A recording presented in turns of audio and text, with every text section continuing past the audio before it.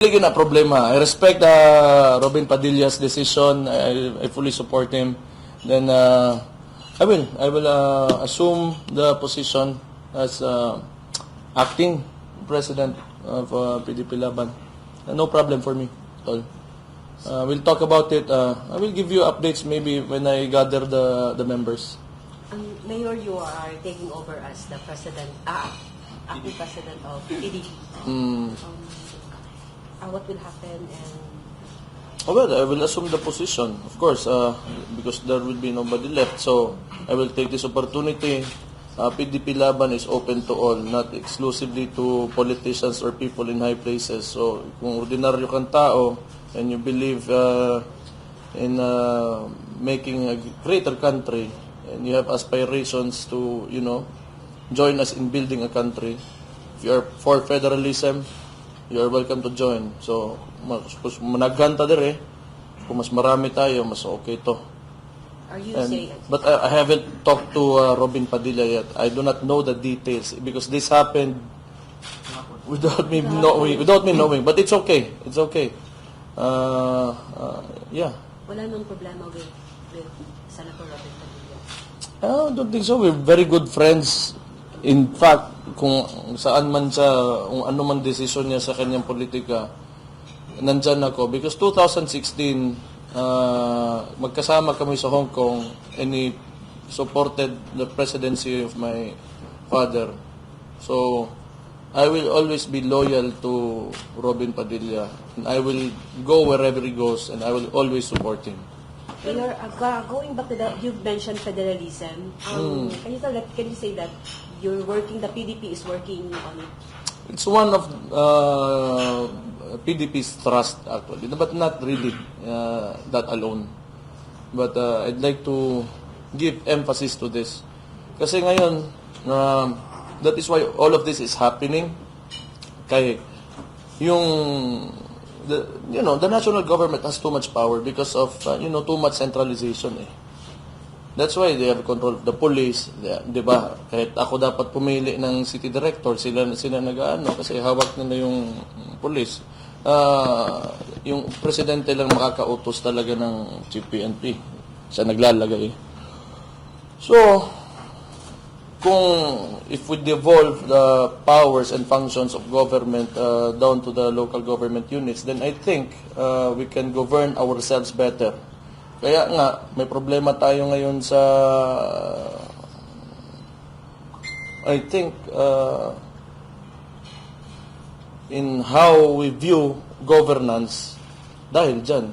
Because malayo yung national government. It's in Malacanang. It's a 2-hour plane ride from Davao City. And I'm sure they do not know kung ano yung gusto talaga ng mga tao dito, ano talaga yung, what is the culture, and how we identify ourselves as Davaoenos. Hindi nila alam yan. So that's why they introduced candidates and they backed them heavily this recent elections, and yet they got wiped out sila. So that's why. So I think it would be good for the country so that, provinces and like us, like Davao City, can govern ourselves better. Mayor, sa recent results sa election, daghan nag-aay na lilipat sa PDP. So parang naabakay as president criteria kung kinsa possible na pwede niyo dawaton na mubalhin sa PDP in preparation para sa 2028 elections. Mubalhin sa PDP, you mean? From other party, Mayor, na like I said, PDP, I think, bisag janitor ka, pwede ka mo-appeal ng PDP. So pag basurero ka o bisa pag bilyonaryo ka, ang core principle ng PDP is to gather everyone who wants, to transform the country. And not really in a revolutionary way, but slightly revolutionary way. Kaya medyo the system of government gikan ba ni sa mga Amerikano kani adto pa kaayo. And I think it doesn't suit us anymore. Before, the Philippines, gamay pa kayong tao diri, the population mapatay na abot og 100 million. Karon, kung naka-presidente ka, and you're sitting in Malacanang, how will you know? Kung unsa how life runs in the provinces, in the other cities, layo si mo. It's just not applicable, to me, at least, it's not applicable anymore. Pero as early as now, Mayor, na pag-istoryahan naman ninyo sa PDP ang Wala pa, bago lang naging iba, wag yung kabalo lang siya na. Pero, dili na problema. I respect Robin Padilla's decision. I fully support him. Then, I will assume the position as acting president of PDP Laban. No problem for me at all.